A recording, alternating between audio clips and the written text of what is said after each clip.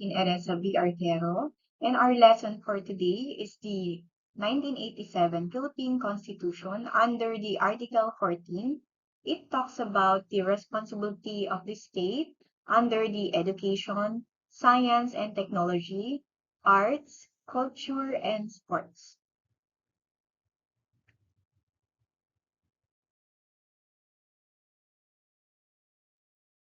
So first, we will tackle under the education.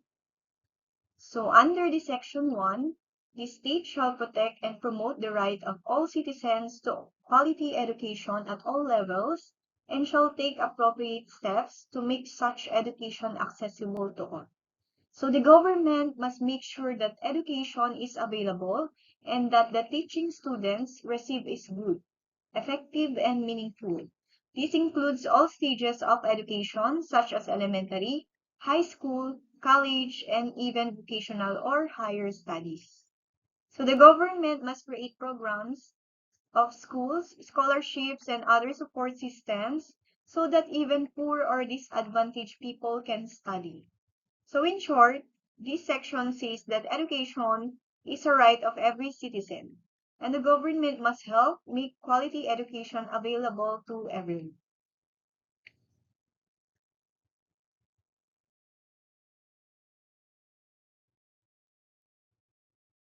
So next we move on to section 2. The state shall establish, maintain, and support a complete, adequate, and integrated systems of education relevant to the needs of people and society. So, for example, Maria is a student from a low-income family in a province. So, if her parents cannot afford expensive tuition fees, so because the government provides free education in public schools, Maria is able to study without paying his or her tuition. She also receives free textbooks, school supplies, and sometimes feeding programs or scholarship. So this shows how the state protects the right to education, promotes quality learning, and make education accessible even to poor families. Another example is scholarship for deserving students, such as ALS, or Alternative Learning System, for out-of-school youth, free college tuition in state universities and colleges, and building schools in remote areas so more children can study.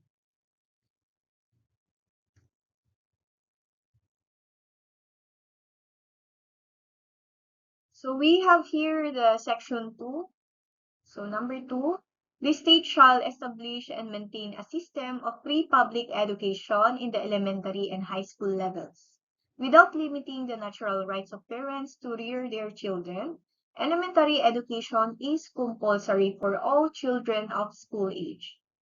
So let's take some examples. So for example, one is a 7-year-old boy living in a rural barangay. So even though his parents have small income, he is able to enroll in the public elementary school without paying his tuition because the government provides free public education. So his parents sometimes ask him to help in farming instead of attending to school. But the school and local officials remind them that elementary education is compulsory for children his age.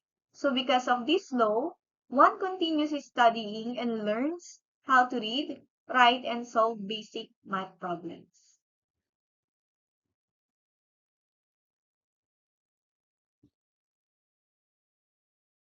In section 2, we have here the state shall establish and maintain systems of scholarship grants, student loan programs, subsidies, and other incentives, which shall be available to deserving students in both public and private schools, especially to the unprivileged. So, a student came from poor family or below income, so she applies for a scholarship program offered by the government, such as the Commission on Higher Education Scholarship Grant. So she is accepted into the program and receive financial assistance for her tuition and school needs. So aside from scholarships, some students also receive student loans, or educational subsidies from the government or private institutions. Through these programs, deserving but unprivileged students are given equal opportunities to finish their education and achieve their dreams. So we still have under the section 2, the state shall encourage non-formal, informal, and indigenous learning systems, as well as self-learning, independent, and out-of-school study programs, particularly those that respond to community needs. So the program teaches reading, writing, livelihood skills, and practical knowledge such as farming, sewing, or small business management. So elderly members of the community also teach traditional weaving and local culture practices to the youth, which is an example of indigenous learning. This shows that learning can happen outside traditional schools, can still help people improve their lives and contribute to their communities.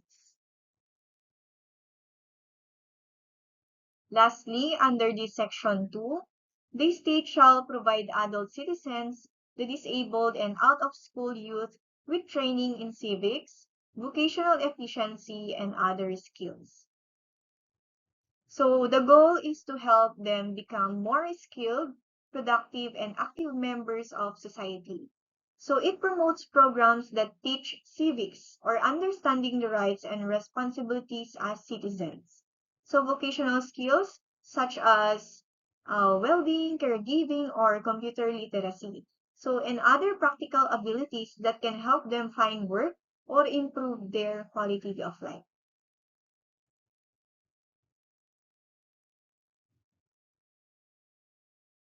So under the section 3 of education, first, all educational institutions shall include the study of Constitution as part of the curriculum. So in schools, subjects like Araling Panlipunan, Social Studies, or Philippine Politics and Governance discuss the topics such as the 1987 Philippine Constitution, the rights of Filipino citizens, voting and elections, and the duties of government officials. Second, they shall inculcate patriotism and nationalism. So schools inculcate patriotism and nationalism by teaching Philippine history, celebrating national holidays like Independence Day, and using the Filipino language in discussions.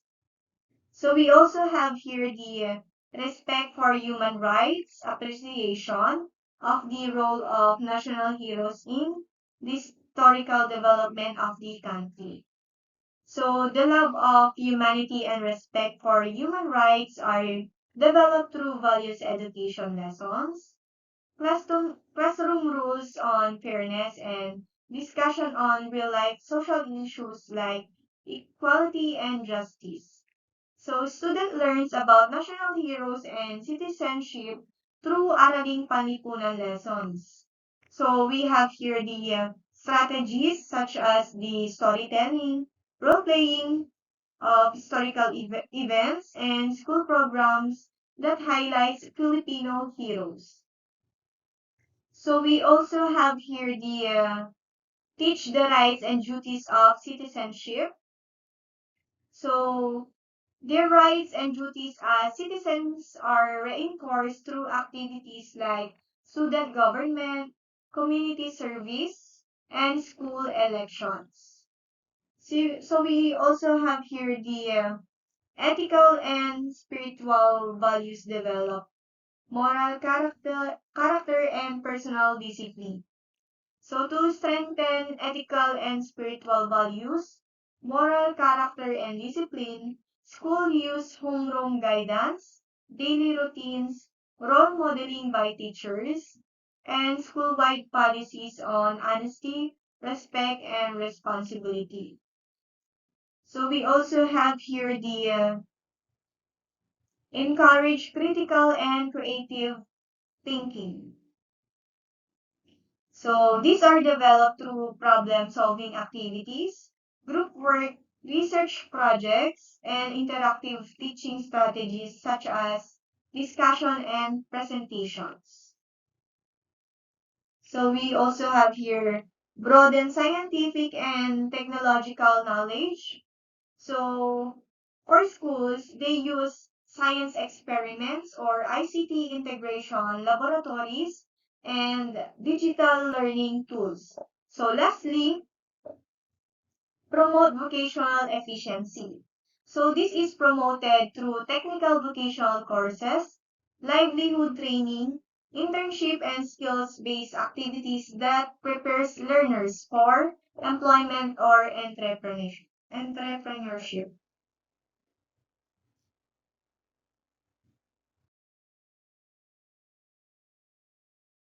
So third, under the section 3, at the option expressed in writing by the parents or guardians, where religion shall be allowed to be taught to their children or wards in public elementary and high schools within the regular class hours by instructor designated or approved by the religious authorities of the religion to which the children or wards belong, without additional cost to the government. So the teacher who will teach religion must be approved or designated by the religious authority of the student's faith. For example, Catholic, Muslim, or other recognized religious groups. So this ensures that the instruction is appropriate and aligned with their beliefs. It is not required for all students, so it is optional.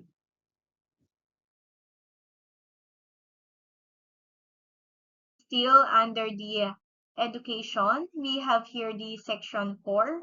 So the state recognizes the complementary roles of public and private institutions in the educational systems and shall exercise reasonable supervision and regulation of all educational institutions. So the state allows private schools to operate freely, but it also has the authority to supervise and regulate them reasonably. So this means that the government ensure all schools, public or private, follow minimum standards in terms of curriculum, quality of education, and student welfare.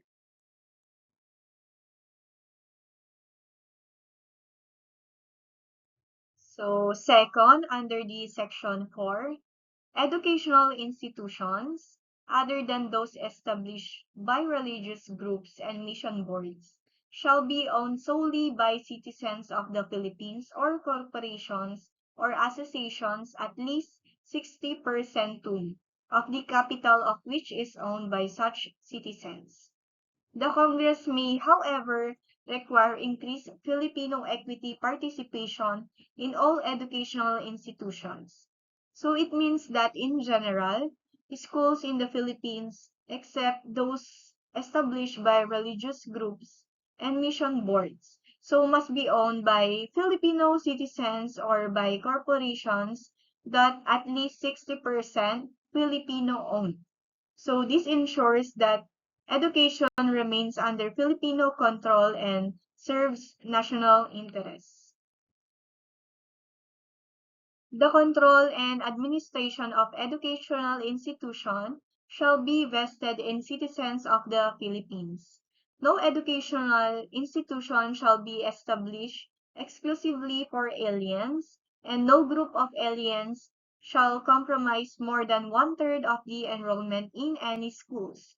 The provisions of this subsection shall not apply to schools established for foreign diplomatic personnel and their dependents and unless otherwise provided by law for other foreign temporary residents. So it also limits the number of foreign students in any schools to prevent any institutions from being dominated by non-Filipinos. Under the section 4, all revenues and assets of non-profit educational institutions used actually, directly, and exclusively for educational purposes shall be exempt from taxes and duties. So upon the dissolution or cessation of the corporate existence of such institutions, their assets shall be disposed of in the manner provided by law. Proprietary educational institutions, including those cooperatively owned, may likewise be entitled to such exemptions, subject to limitations provided by law, including restrictions on dividends and provision for reinvestment. So this provision means that private schools, including those owned cooperatively, may also enjoy tax or legal exemptions granted by the government.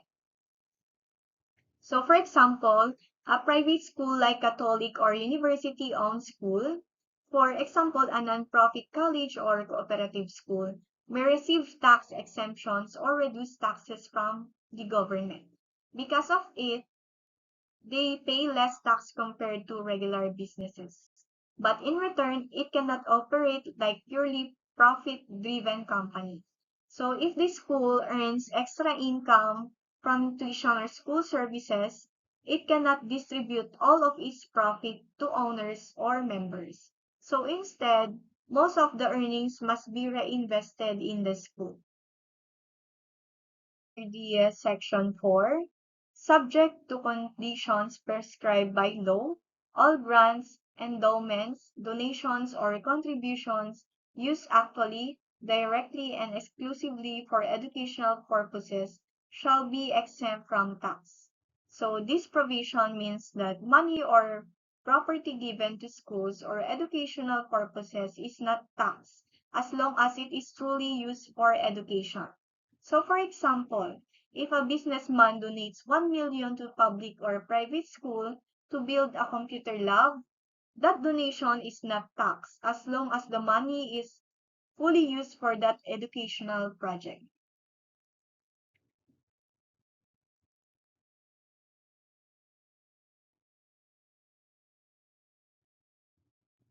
So we move on to section 5. So the state shall first take into account regional and sectoral needs and conditions and shall encourage local planning in the development of educational policies and programs. So for example, a farming community may offer more agriculture-related courses while a city area may focus on business or technology programs. So second, academic freedom shall be enjoyed in all institutions of higher learning. So for example, a university can design its own curriculum or research programs without direct control from the government. So as long as it follows national standards. So third, every citizen has a right to select a profession or course of study subject to fair, reasonable, and equitable admission and academic requirements. So for example, a student may want to take nursing or engineering, but must pass the entrance requirements and meet academic standards of the school.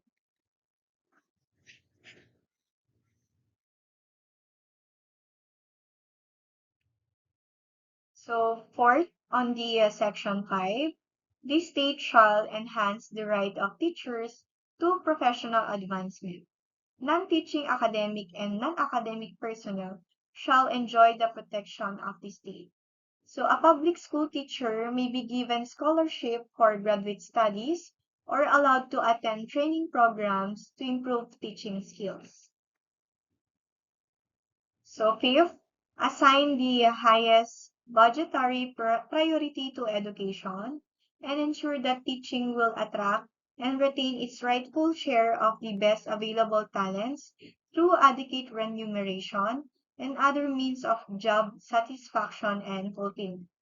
So public school teachers receive salary increases, bonuses, and benefits to encourage skilled and talented individuals to stay in the teaching profession instead of leaving for other jobs.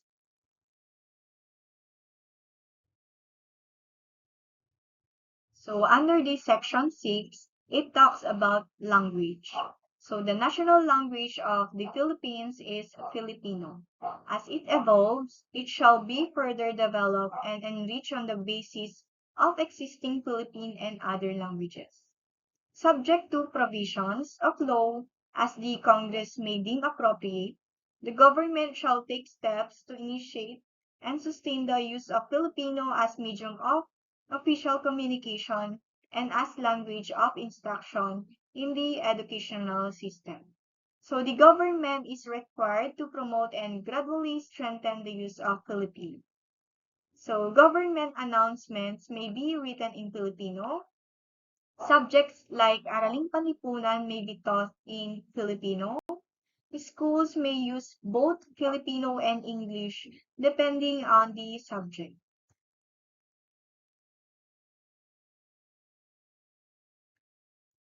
So, Section 7. For purposes of communication and instruction, the official languages of the Philippines are Filipino, and until otherwise provided by the law, which is the English.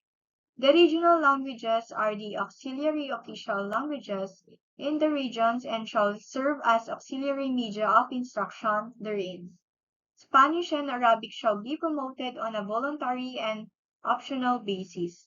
So, for example, a teacher in Ilocos may explain lessons in Ilocano to help students understand better, especially in early grades.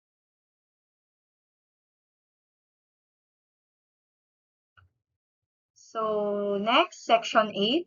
So, it states that this constitution shall be promulgated in Filipino and English, and shall be translated into major regional languages, Arabic and Spanish, so that more Filipinos, including those in different regions and language groups, can understand the Constitution. So, Section 9. The Congress shall establish a National Language Commission composed of representatives of various regions and disciplines which shall undertake, coordinate, and promote researches for the development, propagation, and preservation of Filipino and other languages. So, under the Section 10, we have here the science and technology. Science and technology are essential for national development and progress. The state shall give priority to research and development, intervention, innovation, and their utilization, and to science and technology education, training, and services. It shall support indigenous, appropriate, and self-reliant scientific and technological capabilities, and their application to the country's productive systems and national life. So during the COVID-19 pandemic, Filipino scientists developed local testing kits and digital health systems to help monitor and control the spread of the virus with the support of Department of Science and Technology.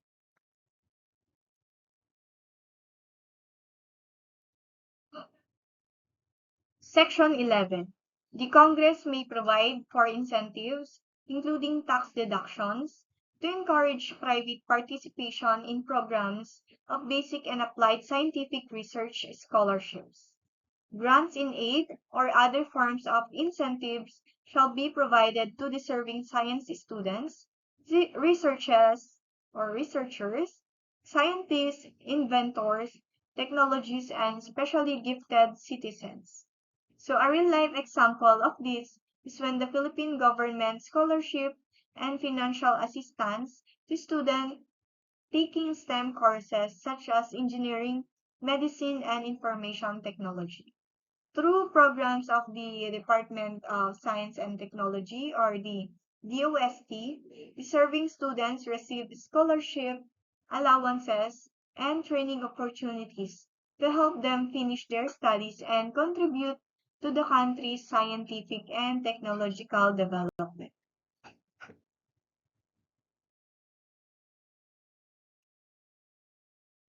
Section 12. The state shall regulate the transfer and promote the adaptation of technology from all sources for the national benefit. It shall encourage the widest participation of private groups, local governments, and community-based organizations in the generation and utilization of science and technology. So, for example, local government units and private organizations work together to introduce the solar-powered lights and internet access in remote barangays to improve education, communication, and public services. The Department of Science and Technology also partners with schools, businesses, and community groups to promote the use of science and technology for national development. Section 13. Protect and secure the exclusive rights of scientists, inventors, artists, and other gifted citizens to their intellectual property and creations, particularly when beneficial to the people for such period as may be provided by law. So when Filipino software developers create mobile applications or computer programs and register them for copyright protections, so others cannot legally or illegally copy or sell their work.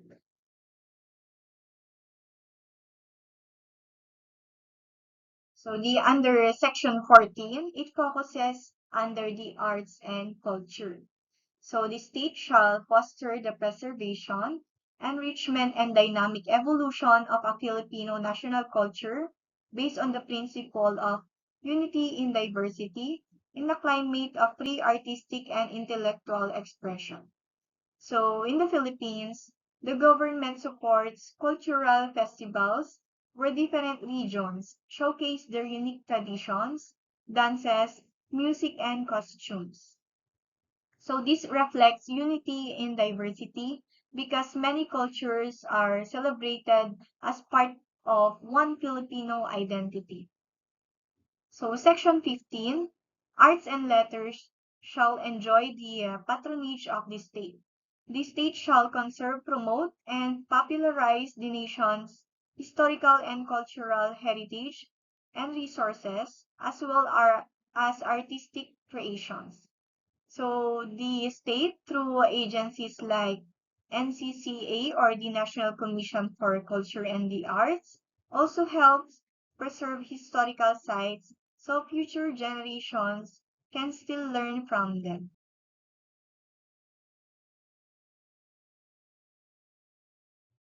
Under the Section 16, all the country's artistic and historic wealth constitute the cultural treasure of the nation and shall be under the protection of the state, which may be regulate its disposition.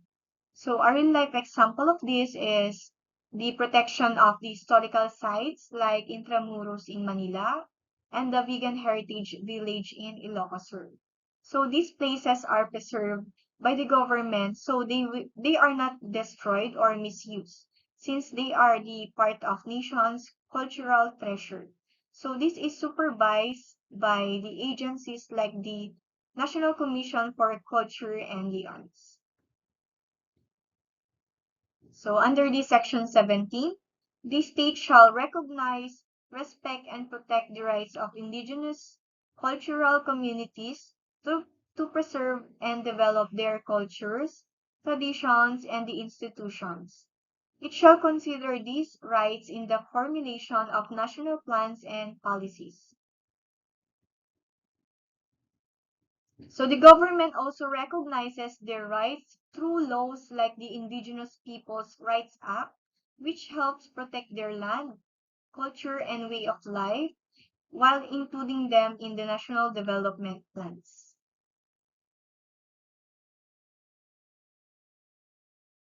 So under the section 18, first, the state shall ensure the equal access to cultural opportunities through the educational system. Public or private cultural entities, scholarships, grants and other incentives, and community cultural centers and other public venues. So in the Philippines, students from different regions are given equal opportunities to learn and participate in the arts and culture through school programs, cultural performances, and competitions. So school often organize dance festivals, art contests, and music programs so students can showcase their talents regardless of background. So second, encourage and support researches and studies on the arts and culture. So in addition, cultural centers and museums, like the national museums, offer free or affordable access to exhibits, helping communities learn about Philippine history, heritage, and creative arts. Next, we have here the section 19, which focuses under the sports. So the state shall promote physical education and encourage sports programs, league competitions, and amateur sports, including training for international competitions to foster self-discipline, teamwork, and excellence for the development of a healthy and alert citizenry. So in the Philippines, schools regularly hold intramural games, sports festivals, and physical education or PE classes, where students participate in basketball, volleyball, athletics, and other sports. So these activities help develop teamwork, discipline, and physical fitness.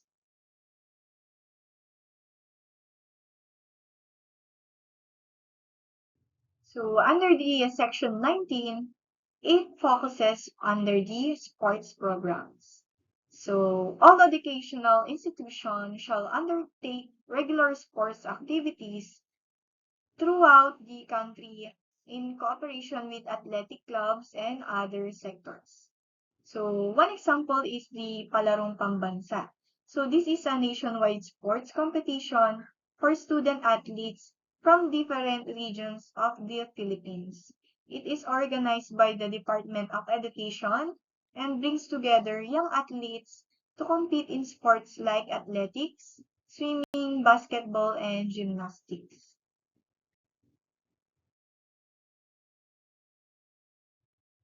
In conclusion, the 1987 Philippine Constitution served as the foundation of our nation's democracy, protecting the rights, freedom, and welfare of every Filipino.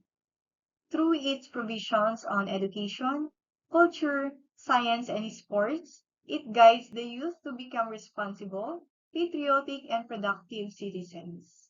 May we continue to uphold and value the Constitution as a symbol of unity, justice, and hope for better Philippines.